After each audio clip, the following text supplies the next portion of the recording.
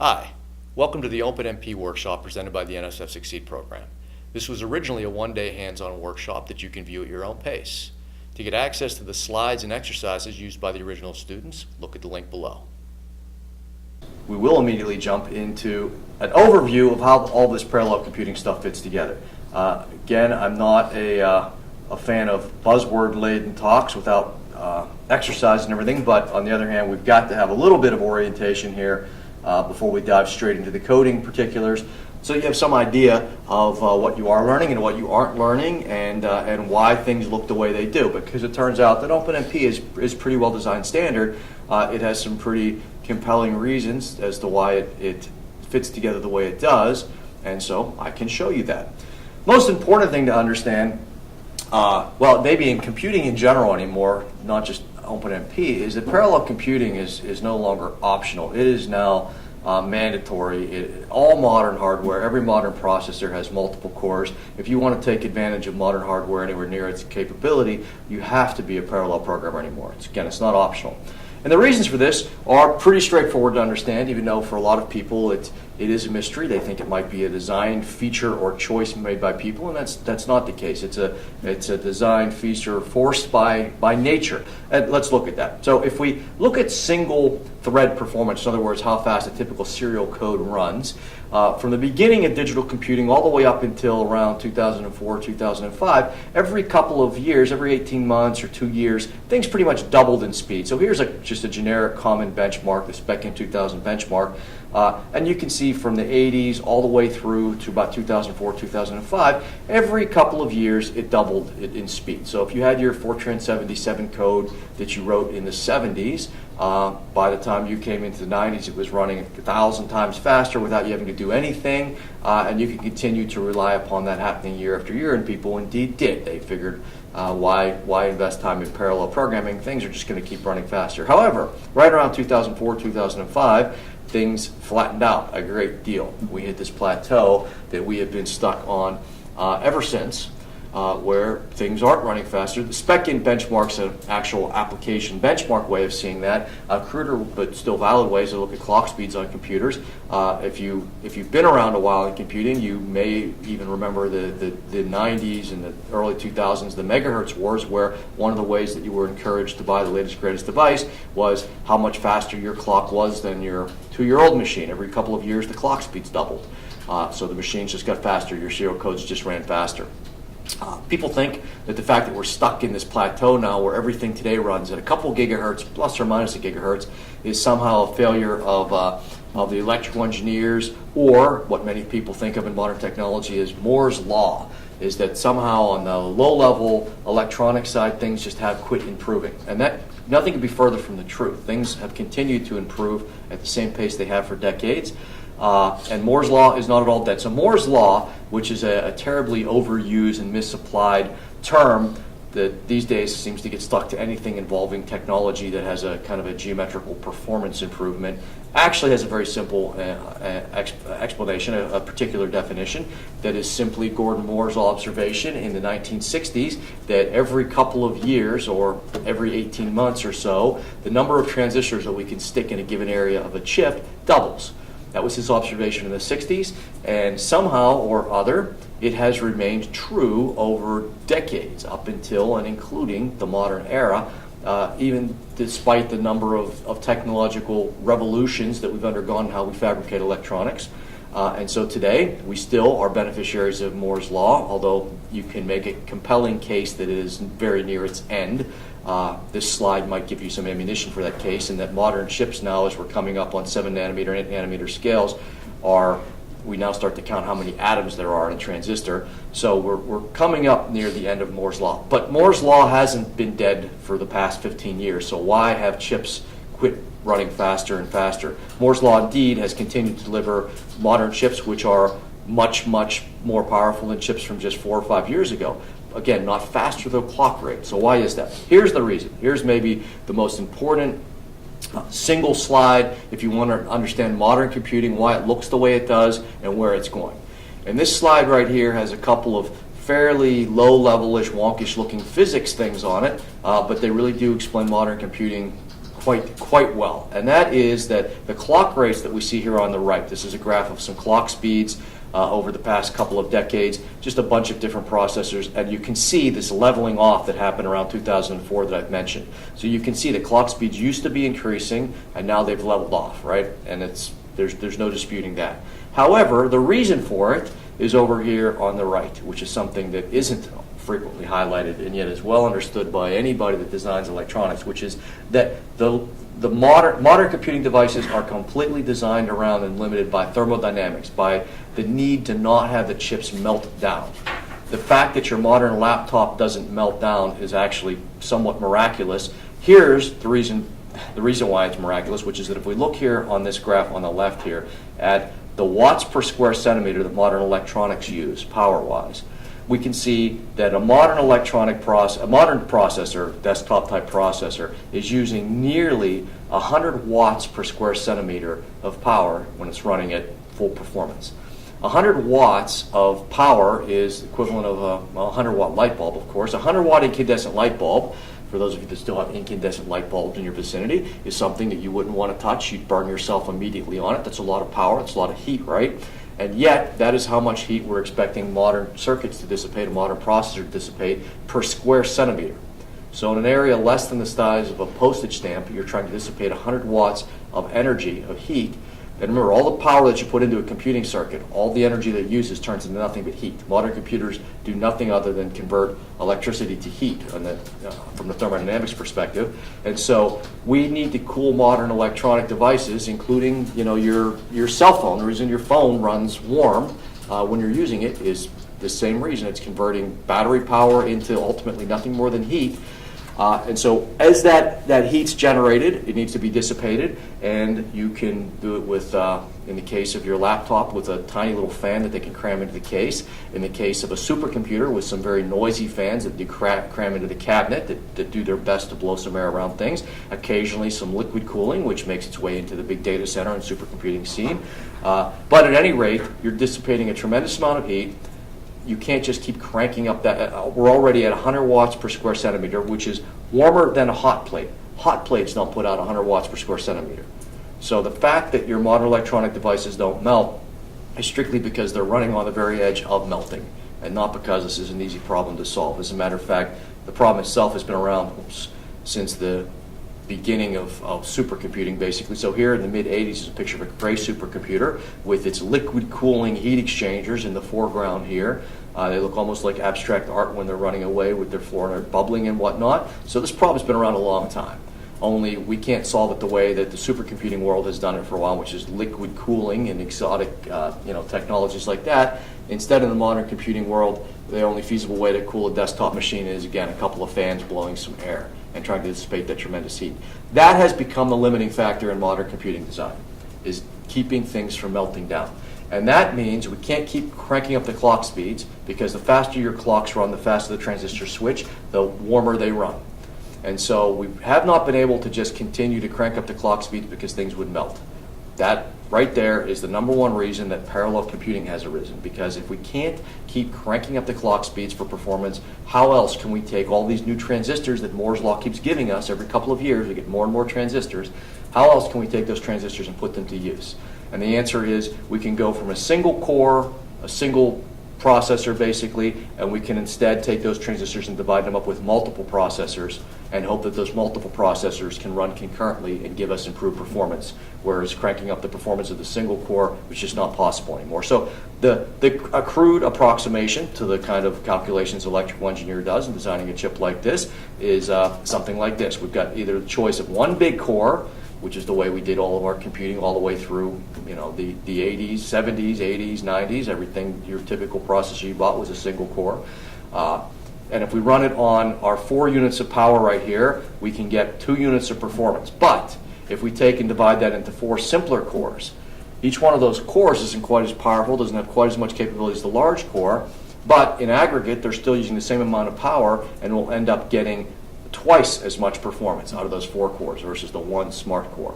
So that's the kind of scaling laws that engineers work with. Here's a practical application of it. Here's the way things looked a little bit more, the reality of going from single processors to dual cores that happened around the turn of the millennia. when everything was pretty much default with single cores, and now today the default is everything has multiple cores. Your cell phone, right, has multiple cores in it. The battle between Apple and Samsung, should you buy an iPhone, X, or should you buy the latest Samsung? Is one of the things that they try to convince you is one's got more cores than the other.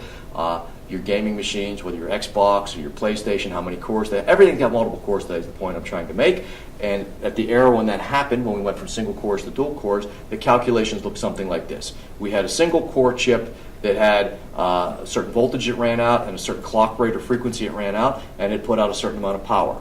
When we went to dual cores now, because we had these more transistors, we had bigger chips, we could go to a dual core. We could now reduce the voltage a little bit, 15% in this case here. We could reduce the clock rate per core a little bit, 15% in this case. And when we do the math, that means we're dissipating the same amount of power because of the way these things scale.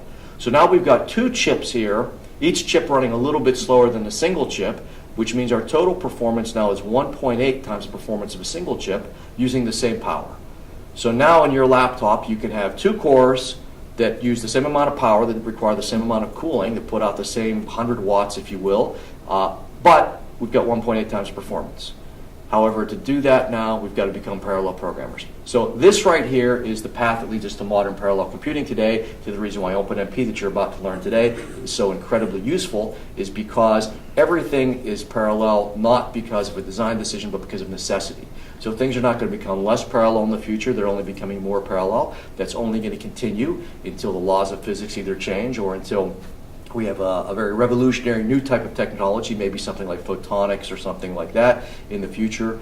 But at the moment, the only viable roadmap, the only thing that anybody's planning on in the building factories for right now are chips with even more concurrency, more parallel chips. So that's where we are right now. And OpenMP is going to open the door to using all those capabilities for you. So on a single socket today, single socket being a single chip that you go out and you buy and you can plug. If you're building your own PCs at home, you can buy off of Amazon, but if you just go out and buy a laptop, that you open it up, if you pry open the lid, the single chip that you see inside of there today has a tremendous amount of parallelism crammed into it. It's got all this parallelism crammed into it because, again, the engineers have no choice. They can't just keep cranking up the clock rates or your single core would melt. And we can see how extreme that is. Most people don't appreciate this. By looking at how many flops per cycle, how many math operations per cycle a modern processor can deliver compared to what they used to deliver in the more serial era, which wasn't that long ago. Old Pentium 3 chip from around the turn of the millennia could do about 3 floating point operations per cycle. A floating point operation, by the way, is a typical way of measuring the horsepower of hardware.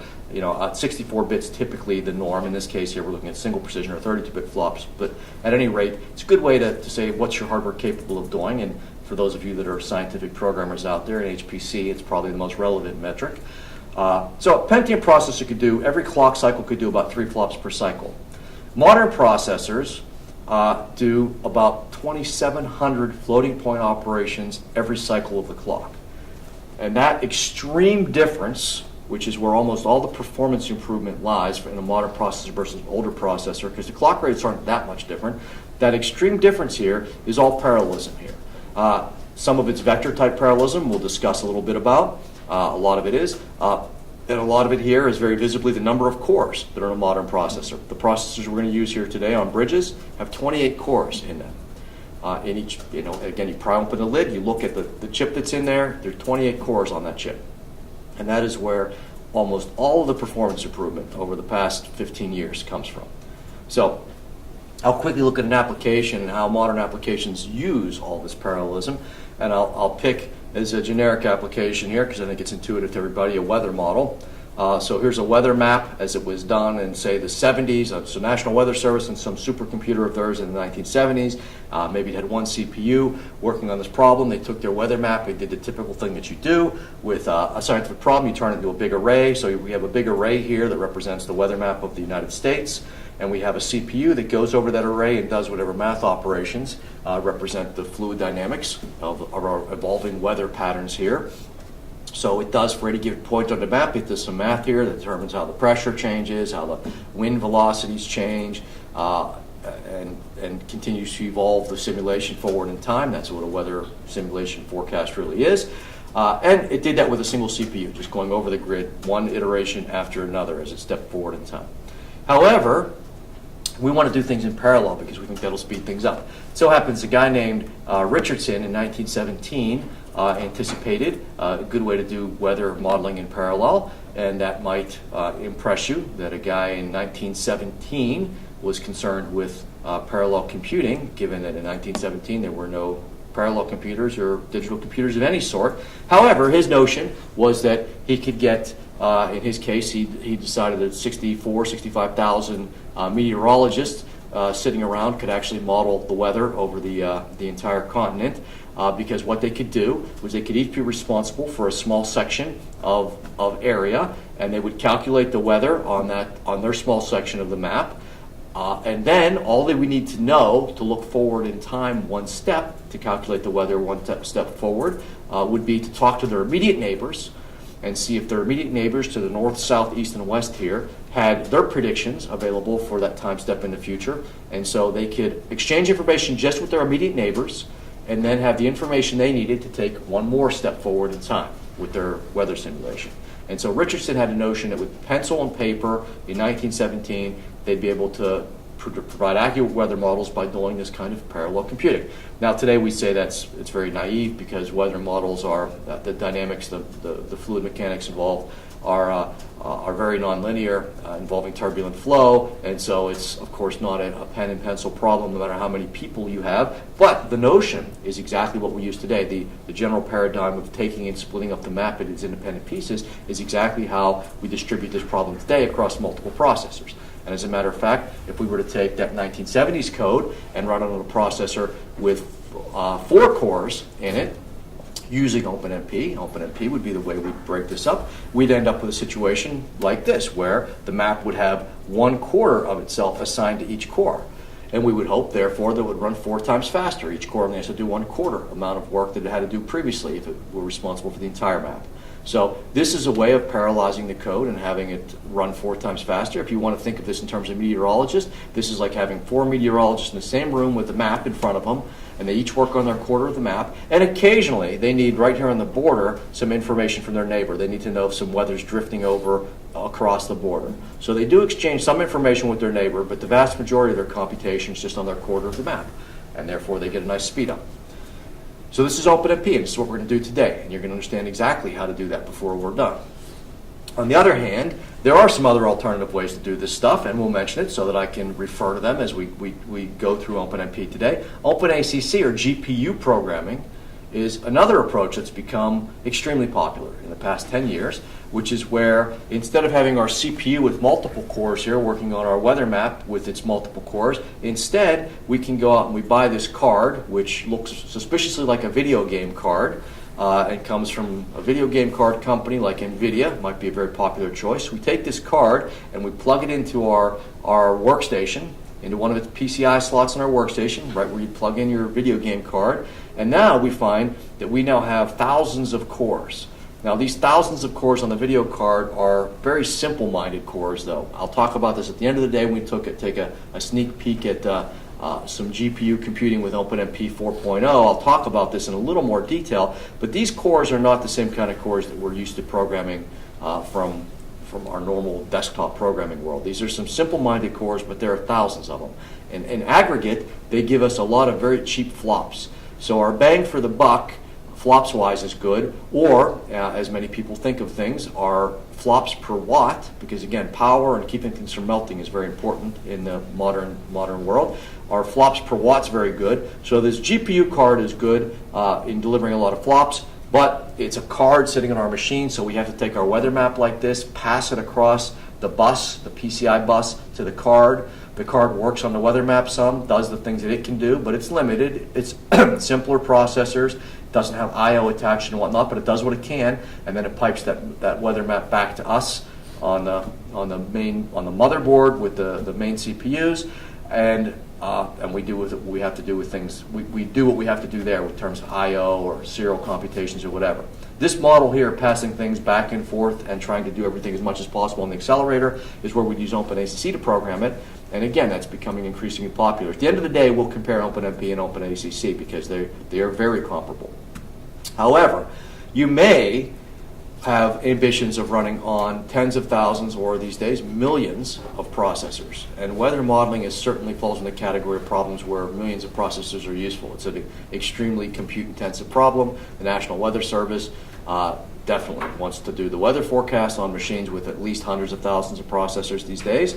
And so we will find that OpenMP won't get us quite to that level. OpenMP is limited to a shared memory machine, all the cores working together in one box. It's not meant to communicate across networks. But if you want to have millions of processors in working on your problem, you're going to have to connect them together with networks. You can't have millions of processors sharing the same pool of memory, because electronically that's unfeasible. They'd all spend all their time with what's called memory contention, all of them trying to access those same memory chips at the same time. It would be a huge bottleneck. So instead, we have to spread things out across a bunch of nodes which are connected with the network. They may be physically located at different places today. They'd probably all be in the same data center somewhere, racks and racks of nodes connected together with some kind of network like InfiniBand. And at the end of the day, you would try to program them as one big machine using MPI. And this would be like having 50 meteorologists. In this case, we've broken up our weather map into 50 states here. And this would be like having 50 meteorologists, but they're not in the same room anymore. Now they've got to communicate between each other. So using telegraphs, they could break up the weather map and communicate, but it's going to be slower than if they were in the same room cooperating with each other. And we'd program this type of thing using MPI. So those are the main programming models, and let me put them all in one place so it makes a little bit more coherent of a picture. Today we start with a modern microprocessor, which in this case here, this picture is a processor with maybe 6 cores. This is its memory here, and these are its cores. So we start with a processor of 6 cores. If you want to program that processor efficiently, or effectively use the hardware that's sitting in there, the 6 cores, you're going to use OpenMP. And that will allow us to use all 6 cores in a way that we will very explicitly get into shortly. If you want to plug in an accelerator into that device, because that is a cheap way to get additional floating point performance, then you'd use something like OpenACC or CUDA to program that device. If that's not enough, and you need to put a lot of these machines together in the same room somewhere and build a supercomputer, then you need to connect them all together with MPI. So these are the pieces that make up modern parallel computing, to go from any processor today, which is multi-core, all the way out to a big supercomputer. And we're going to spend our time today learning about OpenMP, the most basic part of it, because every machine, from your cell phone up to those largest supercomputers, has multi-core chips inside of it. And OpenMP will allow us to program those multi-core chips. But it won't allow us to program millions of cores, because to do that, we need to reach out across a network to coordinate things, and that's the domain of MPI. So we're going to stick with OpenMP today, but it's the basis of everything, because every chip is multi-core today. So of the levels of parallelism we have here, we're going to find out that a lot of the stuff is hidden in the chip. I showed you that evolution of chips from Pentium 3 all the way to a modern Skylake processor, where we've gone from 3 flops per cycle all the way up to 2,800 flops per cycle. That stuff there, a lot of it, is hidden within the chips itself. It's automagical hardware stuff. It's stuff the compiler does. So the parts of that the compiler does, we won't concern ourselves with a whole lot today. We'll worry about a little bit of it, but we're going to let the compiler do what it can do automatically, which is a good bit. It can take advantage of a lot of that hardware, and so all of these pieces that we won't go into individually of the things that modern, at the instruction level, modern processors do, some of which is overly clever, and that here you may notice, for example, speculative execution, which is really important for modern processor performance, happens to be what's implicated in the meltdown security crisis that has just occurred. But at any rate, this stuff here is beneath your, I won't say your notice, because it's very important performance-wise, but it's beneath your concern as a C or Fortran programmer. You hope the compiler does a good job at using this stuff well. Although we'll look at some ways we can help the compiler. On the other hand, once we get into multiple cores, the actual cores that make up a modern processor, this is where we're responsible for it, and we're going to use OpenMP to do this. And we'll find out it's very, very effective at taking us to that next level. If we wanted to plug in accelerators, GPUs, then we would need something else. If we wanted to build out clusters, we would need MPI. So that's that picture I was showing you. Now, there's also, if you really want to be comprehensive, there's some other stuff that's going on modern high-performance machines that happens in parallel. We could have things that use FPGAs or digital signal processors that become quite interesting to certain domains. That's very specialized hardware. The parallel I/O system is really important for anybody that's doing any kind of data movement. If you're doing anything with big data or even just substantial data sets, you actually need the I/O system, the disk drives or the non-volatile memory. You need all of that stuff to be parallelized and work well with your software and your hardware too. We're not going to go into that because it's fairly specialized, but it's certainly not of exotic. I mean, these days it's fundamental to the performance of anything with reasonably large-sized data sets. But we're going to focus today on how to make sure that all the cores in any chip that are out there are used effectively. And that, again, is the baseline for doing any kind of parallel computing.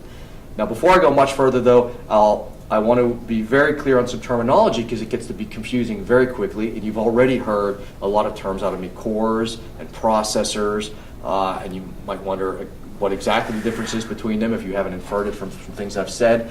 And nodes, I've probably used the term nodes. And these are terms which are thrown about all the time when you're involved in parallel computing and can be very confusing, but they have very specific meanings. And so let's actually look at the specific meaning here, which is that, let me start with the core here first, because it's the one I've been talking about a whole lot. The most basic thing that you can program as a normal processor is that, hey, we'll take your serial code and it will run it like a normal processor, is a core. A core is kind of an independent little processor that we stick multiple copies of on a modern chip, but a core by itself you can think of as a single processor. It can go and run a thread or a process or your program basically independently. It can run a serial code. That's a core. Modern chips have a bunch of cores on them for the reasons that we just discussed, which is that it's the only way engineers can take advantage of all the transistors they have. They can't just keep scaling up and using those transistors to make a super core. Instead, they have multiple cores. So modern processors have multiple cores. So a processor is actually a physical chip. That's the unambiguous technical definition of a processor. It's a physical chip. It's a package that you can order off Amazon to update your workstation. It's the thing that you see when you pry open any machine. If you pry open your cell phone and you look in there, the processor is a single chip. But the processor has multiple cores. So processor means an actual package, physical package. The cores are these separate independent processors inside there that can actually run separate programs.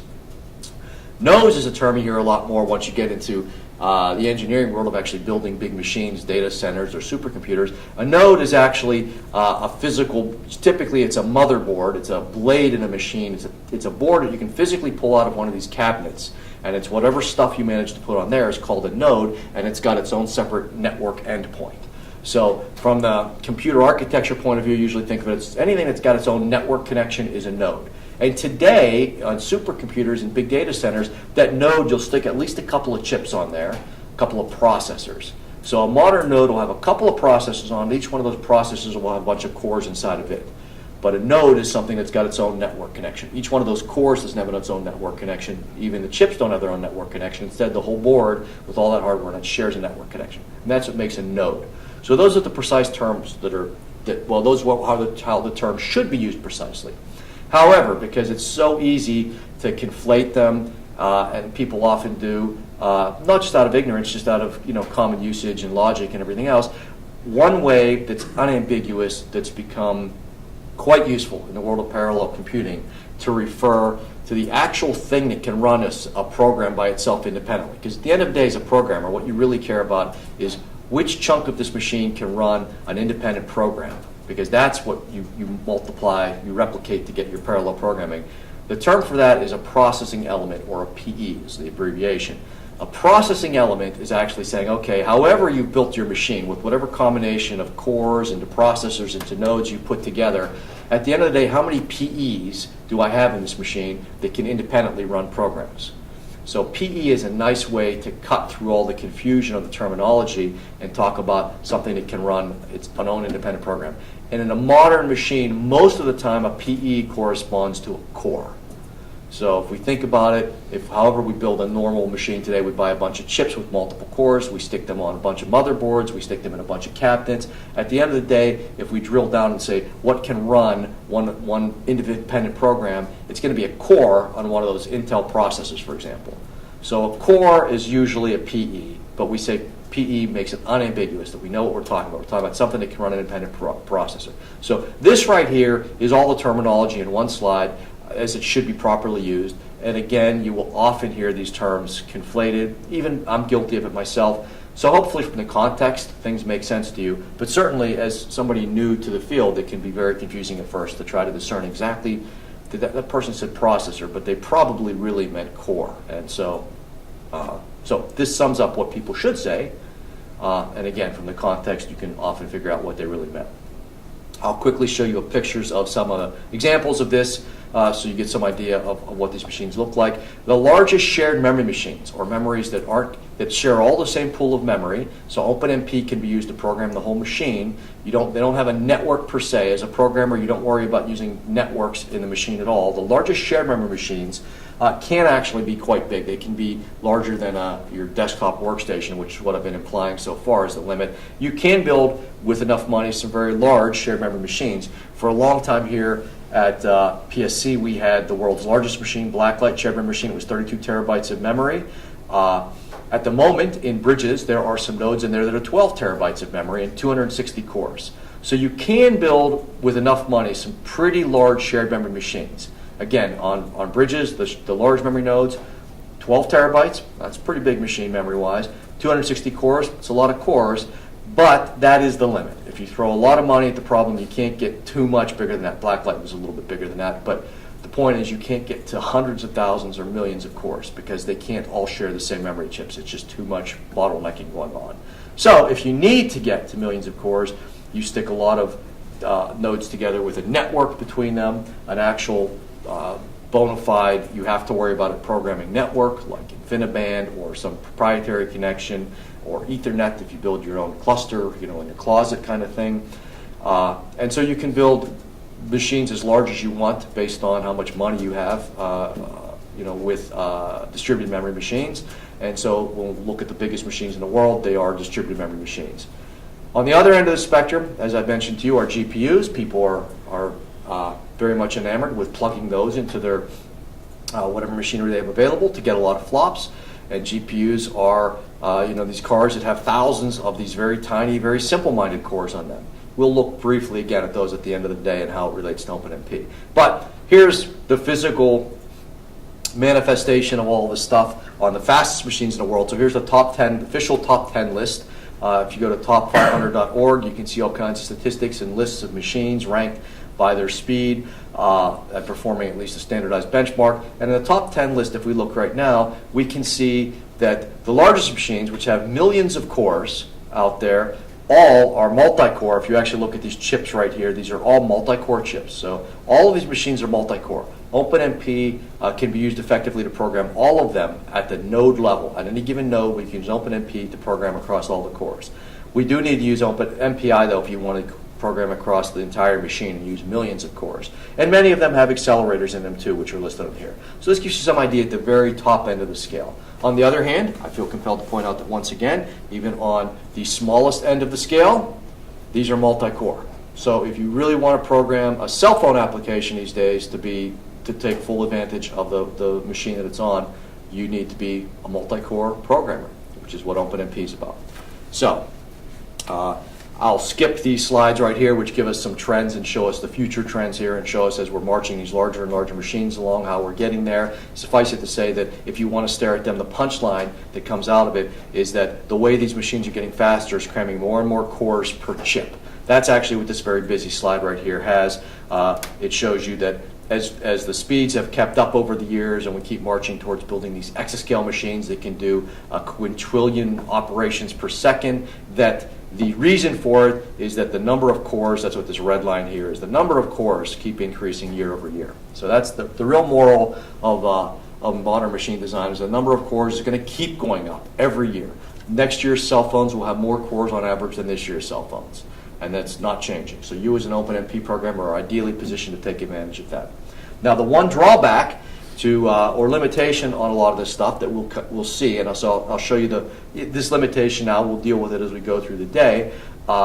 that says, okay, not just throwing more cores at the problem isn't just, as much as it's desirable from the engineering perspective, it allows us to do an end run around this heating problem, right? So we're kind of running around the laws of physics here, saying we're not going to crank up the clock speeds, we're going to keep cramming in more cores. The drawback to that is that programming multiple cores takes not only the expertise that you've got to acquire here today, but it also has potential performance problems in that any part of your code that you can't spread out amongst those cores is going to become a bottleneck in your code. This is Amdahl's law. So this is the number one, by far, this is the number one fear of parallel programmers working on multi-core machines is, when am I going to run into Amdahl's law? You may already have heard the term used maybe to discourage you from pursuing parallel programming. Not so much today, but 10 years ago, 15 years ago, it was the reason why people thought parallel programming was limited in its application. Don't waste your time with that. It's because Amdahl's law will prevent you from getting anywhere. Today, experience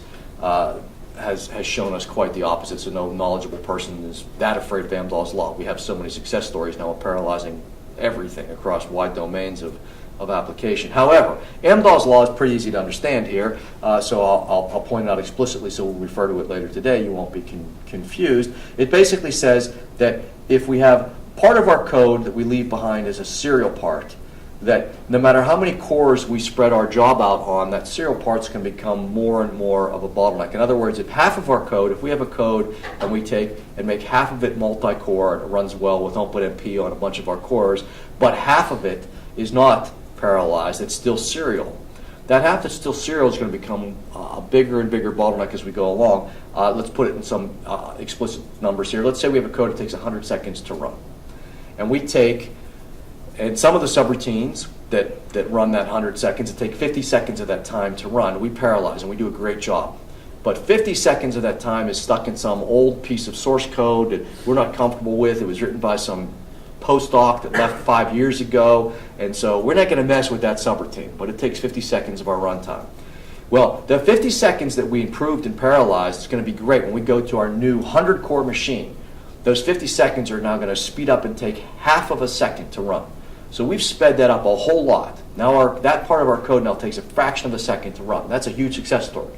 But that serial part of our code, that 50-second piece of our code that we haven't touched, that still takes 50 seconds. So our total runtime in aggregate is roughly 50 seconds.